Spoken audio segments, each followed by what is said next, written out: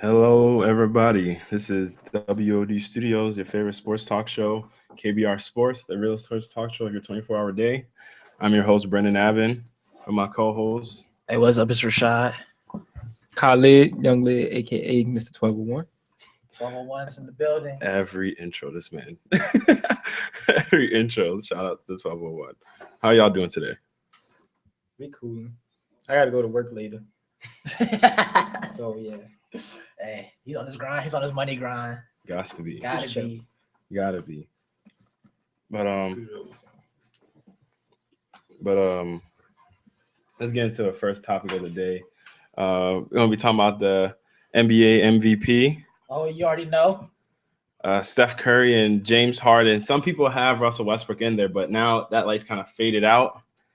Pretty much since his team hasn't really because at first he was secured as the eighth seed, and now they lost like a good amount of games straight, and they just won their most recent game 2 days ago. So now he's kind of fallen off in the MVP race, and it's pretty much come down to a two-man race between James Harden and Stephen Curry.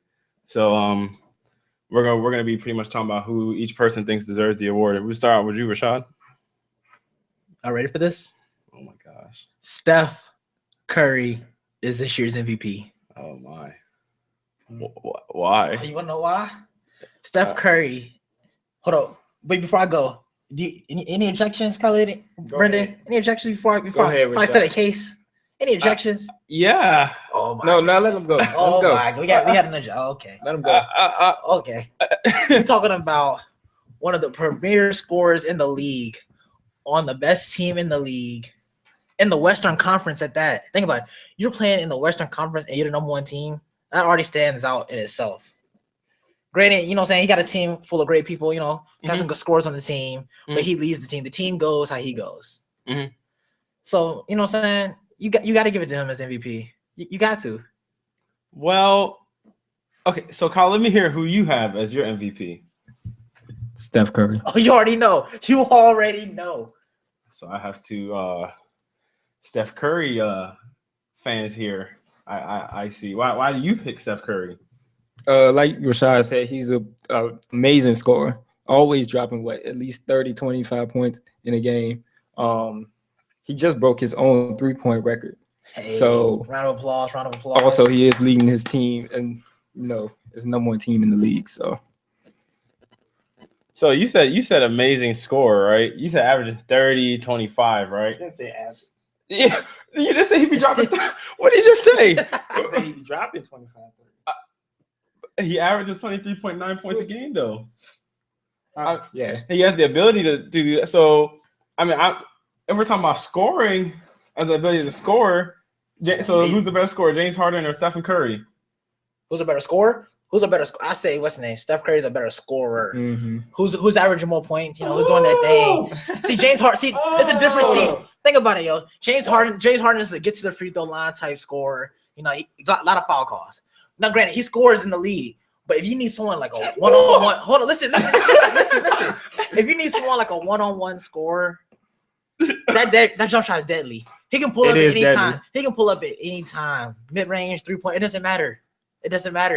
He doesn't always need free throws to get all his points. He get them by jump shots. He get them by layups. He get them by floaters. Wetting them threes. Hey, you already know. A 3-point shot. James Harden can hit threes too. He can, but he don't hit them like Steph Curry do. And Steph Curry don't drive into the lane like James Harden do. He does. He uses a floater. He doesn't drive in as much. So what's more efficient, a 3-point shot or driving into the lane? You come to this? You come into this? Yeah. Steph Curry's 3-point shot is. What? Steph Curry's 3-point shot is. No. Yes. How? Because Steph Curry is amazing. A 3-pointer is statistically less efficient of a shot. Can we have this conversation once before? I thought he'd come to the light. I did not come to the light. The light is on Steph Curry's shot. It rains down on him. It rains down on him. No. Whoa. Now, 3-point is not more efficient than driving to the hole. Why is he breaking his record again? Because he knows how to chuck them. That's for sure. And he hits them. He's in the league in 3-point attempts. Hey, it's all right. He hits them. He hits. So I mean, if you're gonna be shooting the most attempts, of course you're gonna lead the. Would you rather have Kyle Korver shooting a layup or shooting his 3-point shot? A layup. He's shooting 50%. Yeah, but That's a layup, though. 1 for 2 for every 3-point shot he takes. No, I'd rather have a layup any day. You're not have Kyle Korver go an open layup or open three. No. An open layup. Not an open layup. Open layup. What does it happen in the league? Huh? When you get an open layup, other than Russell Westbrook, and a fast break, win. When do you get a free to the basket? The center's going to side over it. Go ahead. Apparently, you don't see how the Hawks play basketball. All the back cuts with all the cuts. That's an open layup. That's not what I'm talking about. That's not what I'm talking about. I'm talking about a drive and throwing the layup up. That's what I'm talking about. This man That's is what tripping. I'm tripping. Oh my goodness. No, wait, what? Oh my goodness. A 2-point shot is always more efficient than a 3-point shot. Why is Golden State always shooting them then? Because they can shoot them, but that's not what they. If you look at their games, their field goal attempts, there's less 3-point attempts than there are actual 2-point attempts. Mm-hmm. I mean, no teams why does every big man learn how to shoot threes? 33. Why does every big man learn how to shoot threes? It's all about the European players that shoot the threes. Big man dominating the post. Hold on, I thought threes were the most efficient shot in the game. I did not say they're the most efficient shot. I said I'll take Steph Curry's 3. Steph over a Curry's layup. 3. Or Kyle Korver's 3 over a contested layup by Kyle Korver. So what about a contested 3 from Kyle Korver? Mm-hmm. No, see, he's a stand. What about so what changes? What changes? Steph Curry can shoot uncontested. That's what changes. So you even just proved my point because you just said he has to be open for it to be a more high percentage shot. Anything contested coming from Kyle Korver is not good. What? It's not good. I just Bro, why do you think James Harden should be MVP? Yeah, let's hear this. Because he's been leading that team with no Dwight Howard, with no other player on that team that can create a shot of their own, and he's second in the league in scoring, mainly because Russell Westbrook wants to go out there and chuck 43 shots a game. But that's a different day. But you gotta do his thing. Different conversation. Yeah, but he's leading. He's had the Rockets at the 2 seed for most of the time in the West until they recently just fell to 5th. With the hurt Dwight Howard. Yeah, with the hurt Dwight Howard in the Western Conference. Even the Cleveland Cavaliers weren't doing nothing with Kyrie Irving, Kevin Love when LeBron James sat out. Exactly. They were 1-9 with him sitting out. Okay. So James Harden's kept the Rockets at a high level of competition without Dwight Howard, and now without Patrick Beverley for like the past month and a half, who's their starting point guard. I mean, what does he have to do? Walk on clouds in order for him to get the? Hey, to get over Steph Curry, you do. What? Steph Curry is the number 1 choice for MVP this year. So how does all that just negate what James Harden does? So what James Harden does is the same thing LeBron does. Like you said, there was 1-9 when LeBron sat out, right? Mm-hmm. What happened when he came back? What happened when LeBron came back? All they did was win. Mm-hmm. Now they're the number 2 spot in the East. But LeBron, here's the thing. Wait. They're the number 2 spot in the East now. Here's the difference. The number 2 spot in the East. In the Eastern Conference. It's still. Do you know where the Cavaliers rank if they're in the West? They're the 7th seed. Okay, they're not in the East though. If we get rid of the conferences and we just do overall records of the best teams in the league, the top 6 teams are all Western Conference teams. Mm-hmm. The Hawks are the only one. The Hawks are the only ones that are in the top 6. And then it's the Cavaliers, and then it goes down to the Spurs. That's awful. And when you're going night in, night out, playing against the Western Conference, all the big dogs. Oh yeah. If I'm LeBron James and I have the Celtics on my schedule, I'm like, but they just got blown out by the Celtics. They did just get beat by the Celtics. But I'm saying that's why he was like this. It's the Celtics. That's exactly why. He sat back and was like, it's the Celtics. He didn't take them seriously. Who can take the Eastern Conference seriously? Half of the lower 6, 7, 8 seeds, I don't know whether they have over 500 records. Mm-mm.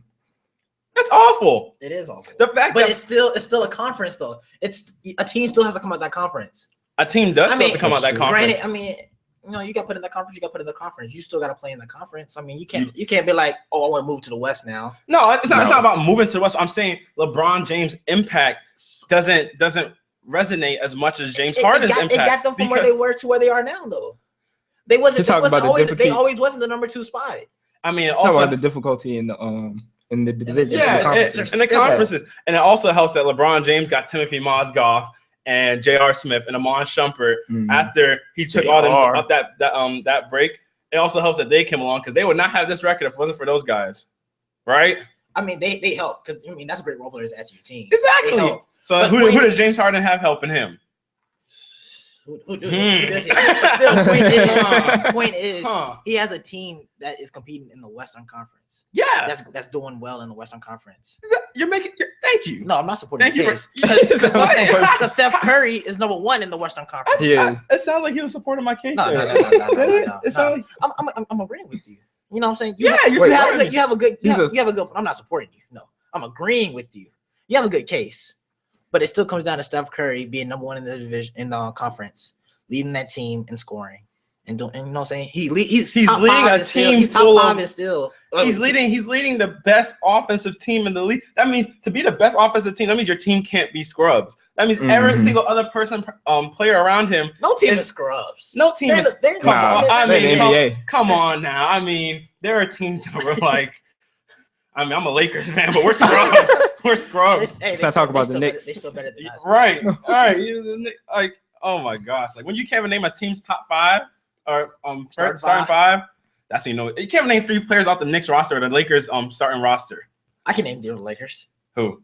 You got Swaggy P when he wasn't hurt. You got Jeremy Lin. Jeremy Lin's not even a starter. He was a starter. Oh, no, what's his name? Wasn't Ronnie Price was a starter? Oh my. And then Jordan Clarkson is a starter. The Lakers roster is a struggle. Mm-hmm. We're so bad that the roster lineup just keeps changing because nobody even knows who to put in no more. Byron Scott's like, I just got to get through the season. I'm just trying to get through the season. And you see, when you're playing teams like all these top teams in the league, James Harden goes against them night in, night out all the time. Not saying Steph, because Steph Curry's in the same conference, but it's just the fact that James Harden has less help when he's going against them. It's like James Harden's looking at them like this. Damn, it's 1-on-5 here. But no, see, this is the way I look at it. Like when you play on a good team, even though they're not, you know what I'm saying, even though they're not like name scorers, they still put up points when other players are absent. You know what I'm saying? They still give you, you got players, some players give you 20 points some nights they don't. So technically, he's not doing it solo. Yeah, he's not doing it solo. It's just he doesn't have a guaranteed person to average. He don't have another all-star. It changes. So I mean, then why isn't Anthony Davis in the All-Star conversation? I mean, the MVP conversation. He is in the MVP conversation. For who? He's number 5. From the start of this topic, we never listened to him. We named it 3. You just saying Anthony Davis is number 5. Yeah, he's number 5. What? Boy, once you're out of the 3, you're not even relevant no more. Once you're not even in the top 3, you're not even relevant no more. Ain't no 4th place. Exactly. Westbrook isn't relevant no more?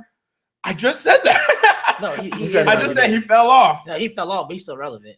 There's some people he's not even in the playoffs right now. That's all right. He got a game to go. They got a game to go. They have. The Pelicans got the tiebreaker. Still a game to go. Huh? But, we just have to agree to disagree here. I just understand. Like, from going to saying that a 3-point shot is more efficient than a 2-point. From Steph Curry. That's why he's the MVP. Forget basketball. We're going on to golf because I can't deal with this. I can't deal with these. Oh my goodness. Who says that? But what is Steph Curry? I digress. Remember the commercial Curry stew? Go get some Curry stew. James Harden's the one that stirs it up. James Harden's the one that stirs it up. He stirs it up. It serves Curry stew. Oh, get out of here! Curry stew. We're gonna go on to golf and talk about Jordan Spieth winning the Masters. 18 under. Yeah, he shot 18 under. He balled out. That is amazing. He ain't Tiger. Whoa! But he's breaking records out here. He's 1 under Tiger's record. He is. He tied under Tiger's he missed the putt.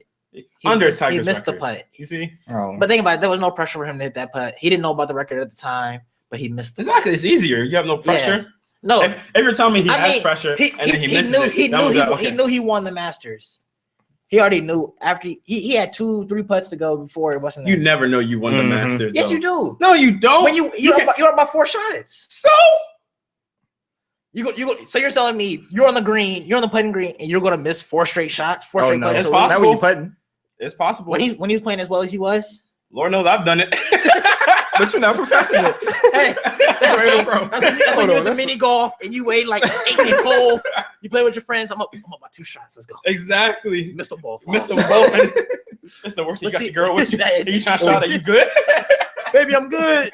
And mini But golf. see, that's different. That's different. He's a professional. This is what he do for a living. You're right. He gets paid billions to knock these in the hole. You know what I'm saying? Well, the main thing I don't like about this whole Jordan Spieth thing is not. I mean, I'm happy that we got another new face coming to the frontier of golf and everything. Doing amazingly well. Yeah, but it's like the way the media is like really covering him is like blowing me. I seen the post that said the kid is the king. Oh my. See that's Kid is the this king. elevation level Right. went up. Yes. That is glorifying that. I feel like that's so wrong to elevate somebody like that, like to put that pressure. He's 21 years old, like, and they're talking about how they report things like he doesn't curse. He's with his high school sweetheart. They talk about his sister and her autism and stuff like that. But I'm like, why do we have to get so involved in his personal life? Why can't we just stick to talking, the sports aspect of, why don't we just stick to talking about the Masters? Because we're gonna put this big pressure on him that he doesn't deserve. Like, we're gonna put him on this pedestal that's only gonna lead him to fall. We're gonna put people to worship him, and then when he don't reach expectations, everybody get upset about. Like, why does it have to be reported that the guy doesn't curse? Like, that's not very important, really. Like, you know what I'm saying? Like, that's not for no golf in the golf aspect. I mean, you golf player, doesn't matter whether you curse or not. Exactly. Like, you're just going out there to play. Like, somebody might miss a putt and like let the tongue slip. You know what I mean? Like, he might miss it and something slips out. But now if something slips out, there are gonna be people on him like, oh, you did curse. Oh, you said this or something like that. Like it's just like I feel like it's wrong just to put somebody on this like big, huge platform, like kind of build him up, and then you're just pretty much making him susceptible to fail. I feel like it's kind of they're trying to take golf from Tiger. Like, they're trying to make it so golf isn't like when I think golf, I think Tiger Woods. And I think now they're trying to change that so that now they're trying to be like, you know what, you're going to be the golden child of golf. Like, what do you think? Like, I agree with what you're saying, but you know what I'm saying? Think about when Roy McIlroy became number one. It wasn't as as glorified as they're doing Jordan Spieth right now. It wasn't. But because he's young. No, see, Roy McIlroy was real young too when he hit number one. He's actually like one of the youngest to hit number one. But what I want, like, it's the Masters, Not many people win. People give everything they have to win the Masters. So, granted, I understand that they're gonna, because especially when Bubba Watson hit that last year, the shot he had out of the trees was amazing. That went around ESPN, went around the ESPYs and everything. You know what I'm saying? He got the ultimate boost and everything too. Yeah. But I mean, it's part of the Masters. It's gonna happen. If you win a Masters, you're gonna get that fame, and they're gonna try to recognition. They're gonna try to bring. It's kind of like AJ McCarron when when he was playing and they showed his girlfriend and everybody's like, "Oh my goodness, she's Miss Miss Alabama or something like that." Miss Alabama. I forgot that old dude's name. He was. Oh yeah, man. He was all up on her. Like, yo, you supposed to be commentating the game. You talking about her and stuff. But I mean, think about it. After they saw her. It wasn't about football for him anymore. It was about him and his girlfriend. It was about what they're gonna do. Their life. Yeah, it's their life. You know what I'm saying? It's just it's a story people want. Yeah. It's a story people's gonna give them. That's what feeding to the ratings. Yeah, that's what reporters want. That's why Marshawn Lynch don't talk. Exactly. That's why Marshawn Lynch did not talk. It really is like a setup just to put it's send them up to fail, because what athlete has really been seen as this golden child and then has maintain that image. Yeah, because the one athlete I can think of that doesn't have any mark on his record but still got criticized. Can y'all guess who? Yeah, Jordan. I'm saying Jordan. You're saying Michael Jordan? Who do you think it is? Jordan. The best role model for anybody to have. The best role model. Honestly, like that athlete that has not ever had an incident in his career. This is about to turn into a debate, because if you say a name that blows me, I'm about to be yo. I mean, it would have to be Jordan. That's the only one I can think of. Really. I was saying LeBron James. No. Yeah. What? He got bashed so hard. But think about what LeBron James got bashed for. He got bashed for leaving a team. But the way he did it though. Yeah, I mean the way you did it. Yeah, I mean it's messed up. The way he left. But every player has a right to leave. Yeah. You know what I mean? So if I have a kid and I'm sitting here and I have I want a fixture for the sport of basketball or something. I'm gonna tell my kid to look up LeBron James. He's never had any legal issues. He hasn't. Nothing. You know what I mean? Even Michael Jordan got criticized back when a lot of those civil rights stuff was happening. Michael Jordan didn't want to be a part of that. It was like people like Muhammad Ali, Jim Brown, Bill Russell. They were all there at the summit, and then Michael Jordan didn't want to be there because he didn't want to endanger the Nike brand. Yeah. So, but LeBron James is active in like stuff like that, like with the Trayvon Martin stuff. With all this police brutality and all that. LeBron James is active, like with the who's the dude that I can't breathe? The dude you can't breathe. The dude got arrested. Yeah, and then the police put him in a stranglehold. Who Cephalosha? No, it's not famous. It was a at UVA? No, never mind. I think it was in New York. I don't know. It was like kind of I don't know, but like they tackled him to the ground and they choked him out and they killed him. Big dude. Is it Michael? No, I remember. I know who you're talking about. It's the big older dude. Yeah, I know. I can't remember. I can't remember him either. And then LeBron and them started that I Can't Breathe thing where they were wearing their t-shirts at the games, and so it's like one of those things. LeBron's like really is active in the community, but Michael Jordan wasn't. So it kind of goes on your preference because a lot of people say Michael Jordan is the athlete you look up to and stuff like you guys do. Yeah. Because of how he was on the court. But I also want somebody that's great off the court. Like LeBron James is great on and off the court. People like Michael Jordan because he was how competitive he was, and we see the resume. But I just think as an athlete to look up to and personality wise, who's a great person is LeBron James. But yeah, going off of how we were just talking about actually how you mentioned Thabo Sefolosha and police brutality. Recently, for those who don't know, Chris Copeland, a player for the Pacers, he was stabbed. Him and his girlfriend. Yeah, they were stabbed after like 4:00 in the morning. It was like last week, and Thabo Sefolosha was in the area of the incident, and after the police were trying to investigate. Apparently, the police were pretty aggressive with him when they were arresting him.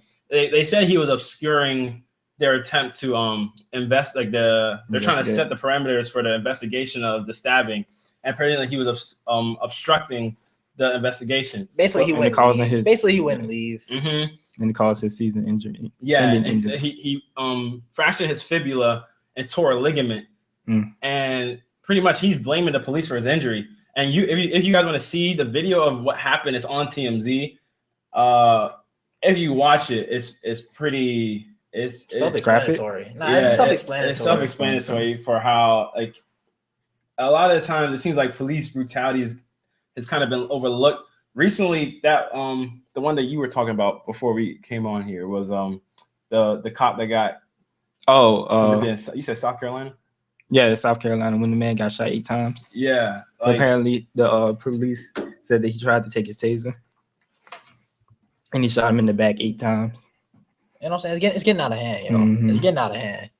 But see, I want to know, since it's finally happened to someone like a celebrity, a big name person, will they finally, do something about what's actually going on with all this police stuff, That's a good question. And I understand that, police may try to claim they feel threatened or whatever, they're trying to protect everybody else. But you got to think about what you do, your decisions, your choices, like most of the time you're taking somebody's life, you know what I'm saying? Yeah. And as a cop, don't you feel some kind of right to not shoot first, but kind of handle the situation in any other way? And if you look at most of the videos, when you see a police, they're not by themselves. They're never by themselves. It's always 5, 6 of them. So why do you feel like you have to shoot somebody when obviously you're going to overpower them anyway and do damage like they did to Thabo? Yeah. You know what I'm saying? It was 6 cops on him, and that's how he got injured. They just manhandled him in handcuffs. You know what I'm saying?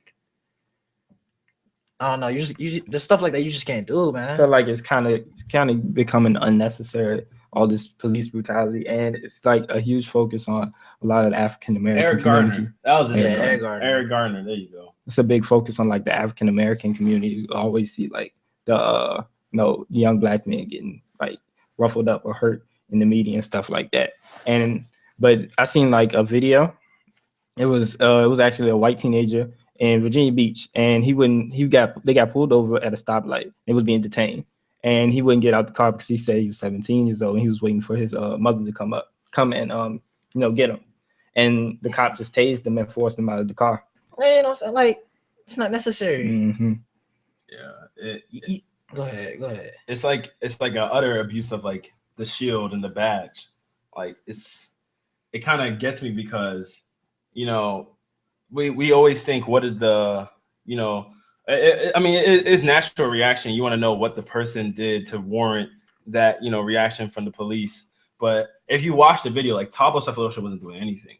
Like he wasn't resisting arrest. They put him in. There was like 5 cops arresting this man, and one cop takes out his nightstick and like prepares to hit him. And it's like you can even hear people in the video saying, "Oh, he didn't do anything. He's not doing anything. Why are you guys arresting him?" He was with one of his teammates, Para Antic, I think that's the name. Yeah, right? Antic. Yeah, and he was there with them when they're getting arrested, and it's weird because the police were way more aggressive with Thabo than his teammate. His teammate was just sitting on the ground, but you know, Thabo is of African American descent, and police were so aggressive with him it didn't even make any sense. So it's one of those things you're just kind of like, you look at with a side eye, you're kind of wondering, like, I mean, because a lot of these policemen have been really brutal with a lot of these teenagers and young men in general. Yeah, and it's really like alarming. What were you gonna say, Rashad? Basically, like, you know what I'm saying, they do what they want to do. They don't care. Like you said, he wasn't doing anything. He was resisting arrest, but they still feel like they have to do what they have to. I remember the time we was at the Shell station and that one night. Oh yeah. And you know, there was police in the area, but there was a situation going on that we wasn't involved with, but we knew about the situation. And they came and like held their gun at me, like at the windows, like he had his gun on his hand while talking to us, like, and we're just sitting in the car, like windows up and everything. Yeah. So I'm like, yo, like stuff like that, you know what I'm saying? Like, you know, granted, you can't bug out and nothing, you know, like the cops, invoke them to do something, provoke them to do anything. But like, I remember, like, yo, like, why are you doing that? Like, it's not necessary, man. Yeah. See, and that's what really like is the most alarming part, because I can relate with them in some circumstance. I'm like, if you feel threatened, yeah, you gotta protect yourself, because some people will take that hesitation and, you know, do something to you. But if you're not threatened, if the person is completely cooperating, why use such unnecessary force? Yeah, you're using unnecessary force, and then somehow they get off on these off of these bogus charges. I'm just like, this doesn't make any sense. Like, it makes me question the judicial system sometimes. I'm like in the Eric Garner case, this man was doing nothing. They jumped. The police officer it's like hanging on this man's back, putting him in like a headlock. Yeah, and he's saying repeatedly, "I can't breathe." So I'm just like, I just don't. It doesn't.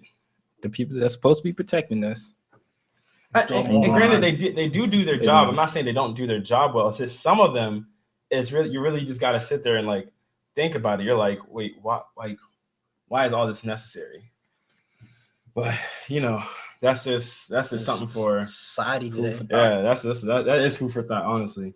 But staying with the NBA, saying he's a Hawks player, Thabo Sefolosha is staying with the NBA.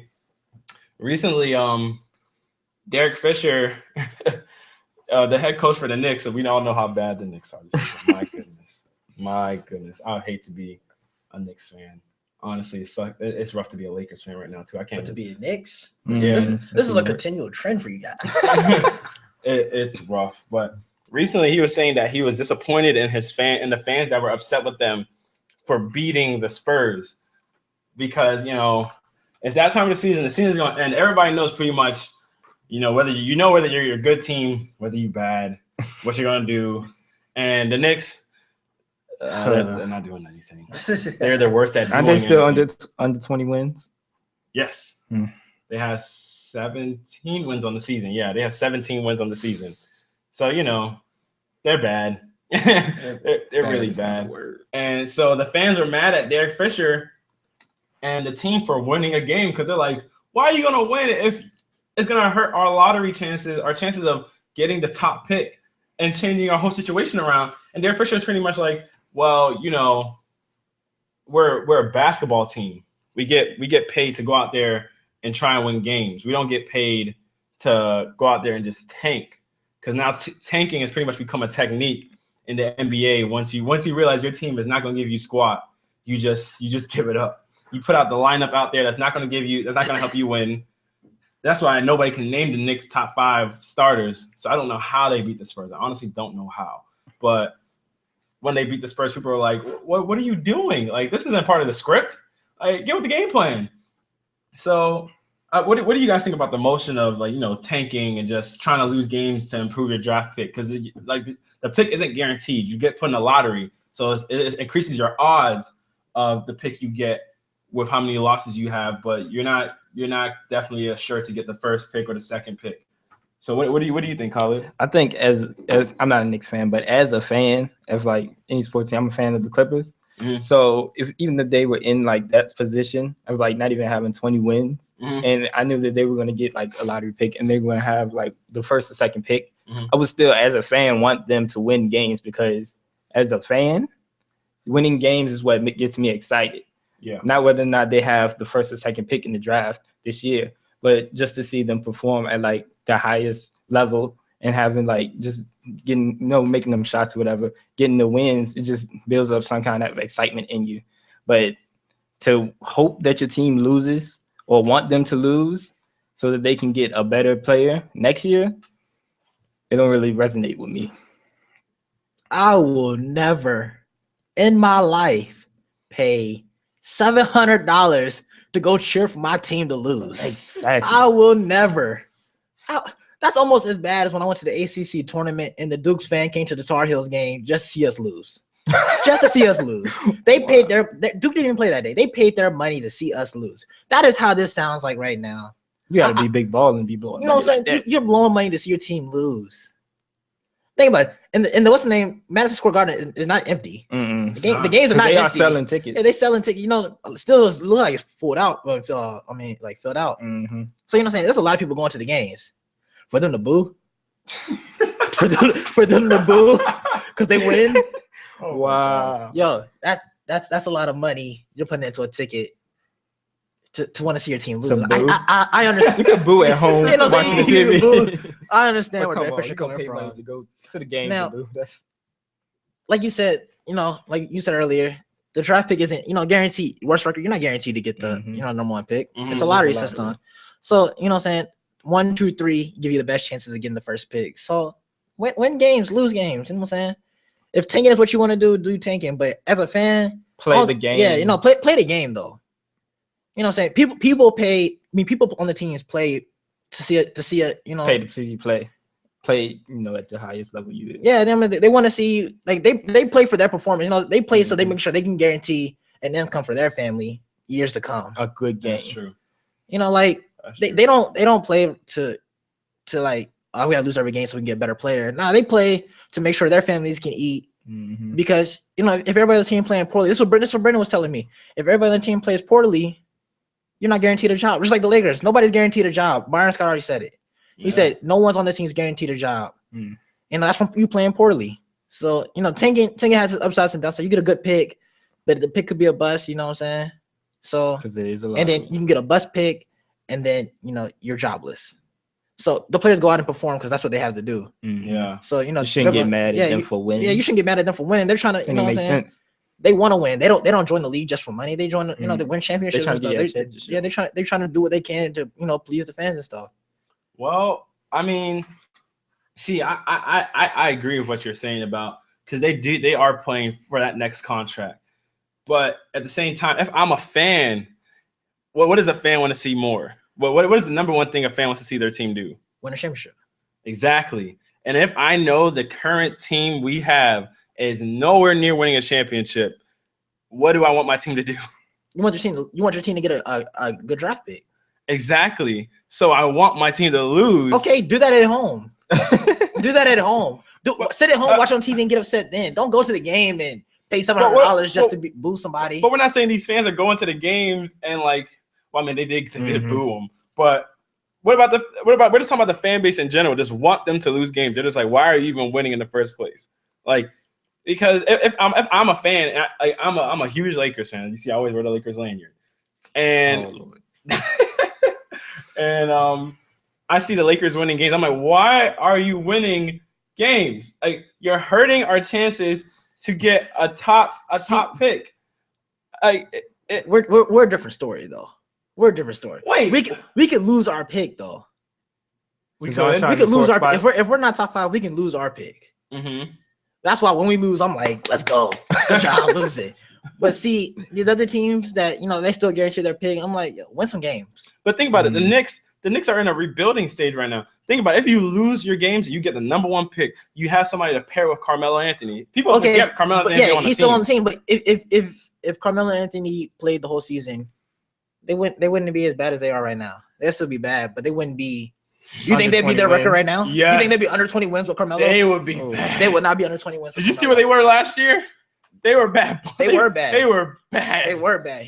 They would not be under 20 wins though. I don't know. A superstar can give you 3 wins. Carmelo Anthony. He can give you 3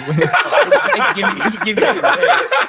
He can give you 3 wins. Carmelo Anthony. I don't know about him. It's something. He's a scorer. He's a scorer. Scoring don't always bring wins. Brings wins for that team. That's all he did. What wins? That's all he did. What wins did it bring? The wins they did have with them. Them 3 wins. What you mean? Think about it. They won all those games when he was out. They won some of those when he was there. You do realize he sat out after the All-Star break, right? Did. So that's still the first half of the season for him to have gotten them wins. He won some games. Huh? And he won some. He could have won some more. Up to 17? Oh, man. He won 17 and below. Yeah, that's all right. He wasn't even a part of the whole 17. They won some without him. They did, but they didn't win them all without him. Dang, that team is bad. They are bad. They are but see, bad. I know next year. I know as a team next year, I have Carmelo. And I lose. Huh? So I lose. No, you don't lose. So I can get a draft pick. You're gonna get a draft pick regardless. Because you're the second lowest. It's a lottery. It's a lottery system. That's what I'm saying. No, but I'm saying I want to keep losing. I'm not going to take any chances of winning. Because you want to be that first pick. Yeah, I want to increase all odds. You want to increase your chances of getting the first pick. I mean, they gotta lose more games than the Timberwolves, though. I mean, no, because it doesn't matter how many games you lose because it's like I said, it's a lottery. It's random. But like I heard on TV yesterday, you know what I'm saying, there's going to be some way to get it fixed for the Lakers and the Knicks. You know, something's going to happen. Some free agent's going to be like, out. Because remember how you said it's about the money? Uh-huh. Some free agent's going to go to LA because Carmelo signed smoothly for the money. I mean, you say they play for the championships, but money looks good to them. Hey, money do look good to them. Paycheck is championships look good to them. Exactly. You said championship, what? But see, now Kobe's something different. Kobe know his time is coming up. Kobe knows his time's coming up. So he's like, let me pull a Steve Nash and get the Bucks. Am I right? Is that not what he did? Kobe Bryant's a Laker for life. He is a Laker for life. I don't know what else people expect. See, here's the thing. I don't understand what people say about Kobe Bryant. I'm a huge Kobe Bryant fan, though. You already know that. Yeah. But here's the thing people say about Kobe Bryant. So people will knock him on shows, be like, oh, he should have took a pay cut because he's not the same player he once was. So tell me this. I mean, he's not the same player he once was when he was 27. Take a pay cut? No, that's before you go. That's not what I'm saying about what he needed to do. I'm saying he needed to take a pay cut if he wanted to win another ring. Not because he. Not no, but Kobe wants to win another ring. He do, but he's not fighting for it as bad as he usually do because he would have took the pay cut already and brought in. He's 35 years old. I know. He knows his time's coming up. No, but I'm saying the Lakers had enough money to bring in another superstar. Nobody wants to come to the Lakers. Oh, because Kobe didn't want to take the pay cut. No, it's not because it's not because of that. We suck. Yeah. We suck. That's it. Why? That's why I don't understand why people are making it seem like it's Kobe Bryant's fault. It's not Kobe Bryant's fault because say Kobe Bryant takes a Tim Duncan pay cut. Okay, what guarantee can Jim Buss make me that I'm gonna get 2 other superstars to play alongside with? Why am I taking that pay cut unless I know for sure LeBron James is coming to my team? And you're going to get that ring. And I'm going to get that ring. Unless I know LeBron and somebody else is coming. Why am I taking a pay cut? There is no point. I'm not going to put my bills on the line for a speculation. You're tripping. For speculation that we think we can get you a star, Kobe, we might be able to get you one. But, we need you to take a pay cut so we can be more sure of it. Might. Child, please. I'll be somebody trying to mess with my money like that. Come on now. I give him that. He's giving that franchise. See, I was saying like it was me. I was feeling with you, Kobe. Giving that franchise 18 long years, going on 19, and he's let him take a pay cut for all he's done. People came to the games for the first half of the season just because Kobe was there. That's just because he was there. Seeing Kobe box office. Game, it's like if you're not from Los Angeles, that's like a once in a lifetime thing you want to do. It is. The same thing is like when people had a chance to see. People still went to the Wizards games when Michael Jordan wasn't Michael Jordan no more. Went to the Wizards games because it's Michael Jordan. Yep. I mean, it's the name. But talking about teams sucking and whatnot. Remember when the Pelicans used to suck? Man, how Anthony Davis changed that around. Dang, they are bad. They were bad. Well, but that's a different story now. Well, actually, they weren't. Actually, right before they were bad like for 1 or 2 seasons. That was it. They weren't going through what's it called, like the Bobcats struggle or the now Hornets struggle. The now Hornets. Yeah, because before the Pelicans were the Hornets. And so they weren't going through that kind of struggle, but because Chris Paul was on the Hornets, Hornets/Pelicans, whatever the heck it was, man. No, he was on New Orleans. New Orleans Pelicans. So, but they were talking about this 8th seed, the final playoff spot in both conferences is like coming down to this very last game. Mm-hmm. All the last games today, NBA. Then the playoffs start on Saturday. Let's call it April Madness. Hey, we had a March Madness. Let's have an April Madness. NBA is nowhere near March Madness. Huh? These games right here changed everything. How? You never know.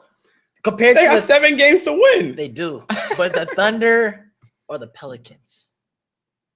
Are you talking about the games to get into the playoffs? Or are you talking about the playoffs? No, I'm not talking about the playoffs. Those come later. Playoffs. They're not here yet, huh? Playoffs. Playoffs. I'm talking about these games. These last 2 games. Where you get that from? Playoffs? We're talking about the game, not the playoffs. We're talking about practice. We can't win a game. We're talking about practice. But who would you rather see? Who would you rather see in the playoffs from the Western Coast? Would you rather see the Brow or would you rather see Goatbrook, aka Westbrook? Nigel Loki, that was a shout out to you. Hey, shout out Nigel for the Goatbrook. But don't ever call him Goatbrook again. Don't you ever call a man that's shooting 42% from the field, 28% from 3-point range, Goatbrook again. Don't you ever. Oh my God. I have to give respect due to my man Nigel. Had to shout him out one time. But yeah, so who do you want to see? I want to see the Pelicans play the Warriors. What was that? What? I don't know. But I like to see the Pelicans play the Warriors. I think they're a more complete team to give the Warriors an actual first round matchup. Mm-hmm. Whereas if the Thunder played them, I think it would have been a sweep. Yeah, that team. I would like to see Russell Westbrook. I want to see how he plays in the playoffs without KD, but I don't think this happened. I want to see the Brow. Of course, the Brow. I want to see him. I want to see the Brow. I want to see him come into the playoffs, make an impact, show why he's one of the top centers in the league, show why he's the ultimate finesser at the center position. The ultimate finesser at the center. He's a power forward. And he's center. He's listed. He's supposed to be a power forward, but he moves in and out of center. Center. Yeah, but Omar Ashik is their starting center. Yep. The Browns are center right now. he's a okay. All right. Think about it. The power forward position is just not so so big name. That's why he dominates it. I know, but it's not. So when Omar Ashik was healthy, you rather say he goes to power forward. Big man, you talk about a good center. Good center. So what's Tim Duncan? That's a good power forward. That's different. See, you got exceptions. You got exceptions. You got some exceptions. But anyway. Wait, no, I want to hear this. You want to hear it? Yeah. There's exceptions to players who's a power forward, who's a center. So when you think of a big man, you only think of centers? When you name a big man, who's the first big name you think of? It is not Tim Duncan. Do not sit here and say Tim Duncan. I mean, it's Kareem Abdul-Jabbar. What was he? Center. Yeah, exactly. Yeah. Okay, what's the next name? Wilt Chamberlain. What was he? Center. Exactly. When you say big man, you think of centers. No, but I'm talking about the players that dominated the game the most. That's why I'm thinking about them. Because they dominated the game the most. And then after I'm going to think Shaq. Center. And after that, I'm gonna think Tim Duncan. Power forward. Yes. You name 3 centers first. So Because they were the most dominant players. When you say big man though, you don't say like who's the most dominant player. You say when you think of a big man covers 2 categories. It do cover power forward and center. Yeah. But you think of center more than you do what's the name power forward. You wouldn't call LeBron a big man when he plays power forward sometimes. No, but LeBron's listed as a normal small forward. That's the thing. Just because you move somebody to power forward don't mean he also a power forward now. Exactly. But when he plays that position, you're not like looking at being big man. I mean, like, LeBron be getting big with people. He do. But he's listed as a small forward, so I'm not going to include him in power forward conversation, big man conversation. But, I mean, Anthony Davis, he's a power forward, man. He's a power forward. He's a power forward. He's a center. He's a power forward. He's a center. But his team matches up better against the Warriors just because of the fact now they got Drew Holiday's coming back to play. He's healthy. You got Tyreek Evans. You got Eric Gordon. You got Ryan Anderson. Omar Ashik is healthy.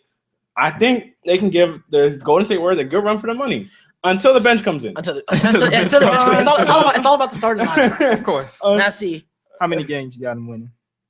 I can see the Pelicans pulling out 2. I can see them pulling out 2, and one of them will probably be about like 10 points or more. Now see if the Thunder made it to the playoffs, I see them 1 game. If maybe I'm thinking sweep. If they win 1 game, it's probably like a buzzer beater. It's probably a buzzer. It's not like they're gonna sit there and blow that team out. No, not that team. Not that overtime. Team. Not that team. Overtime buzzer beater. It's still gonna be a buzzer beater. They're not gonna get either way. It's gonna be a buzzer beater. It has to be. Huh. But I believe the Pelicans can actually get like a 10-point win against the Warriors. That's a team that plays hard every night. That's a competitive team. They started off real sluggish, but they came on. Even though Anthony Davis has been playing great all year, but they came off sluggish. So how do you think the Thunder will perform against the Warriors? Oh, they get destroyed. I just want to see Westbrook. You just want to see. You want to see the Westbrook Curry matchup? Yeah. I bet you he falls like Chris Paul did. Oh, chill. Shots at Chris Paul. Chill, yo. I'm sorry. That was unnecessary. That was unnecessary. That was.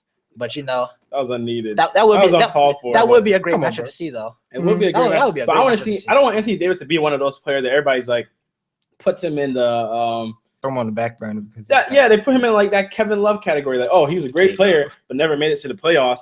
Like, I can name one. What? DeMarcus Cousins. Yeah, exactly. I remember the beginning of the season. I had him in one of my MVP race. You see how times change now. You see how times change now. I don't know what made you put DeMarcus Cousins in your. DeMarcus Cousins was dominating. I don't know what made you put him in the MVP race. Before the All-Star break, he was dominating. But his record wasn't dominating. No. He was getting dominated. I think MVP wins a factor into it. But yeah. Wow. And then there's the Eastern Conference where that's coming down to the last game too between the Pacers and net. Yeah, and the Pacers play Memphis tonight. And Brooklyn plays Orlando. Yeah, so the Pacers got a challenge, even though a lot of the Memphis players are hurt though.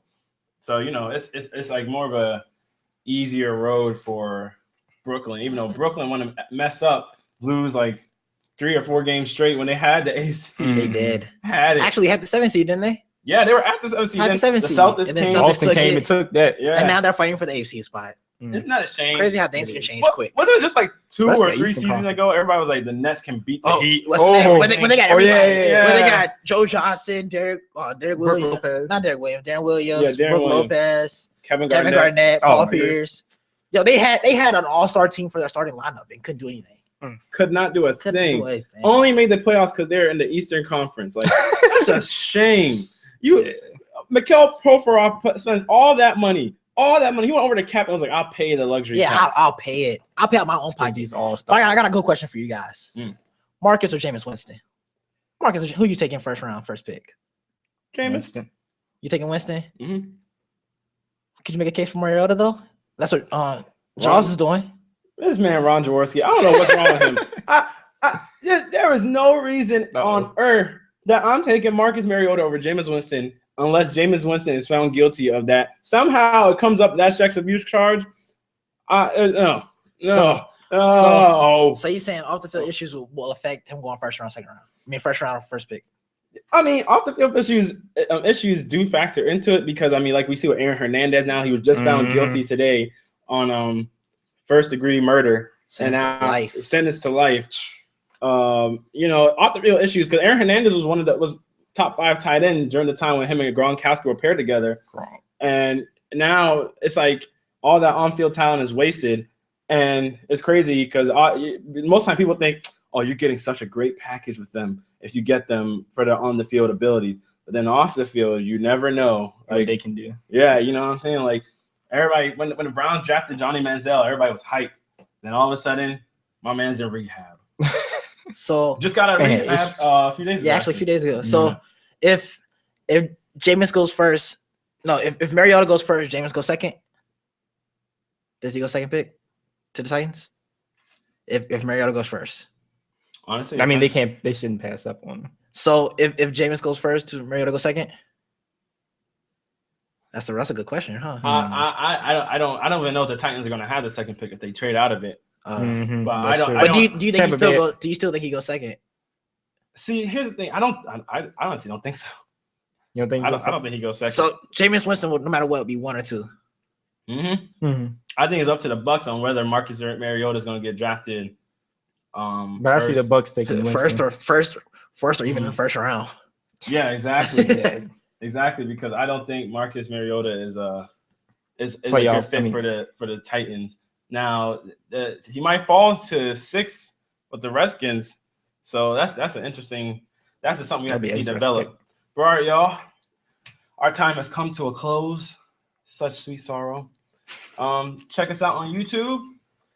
Follow us on Twitter at KBR_sports. You know, search it up on YouTube. You like our video, leave comments, subscribe. Hey, next week we'll have the phone calls in. You know, people can join in the talks with us. You know, if they want to talk sports with us. We're gonna put the number up there on the Twitter page. People know what they talking. Yeah, if they know what they're talking about. We don't want nobody.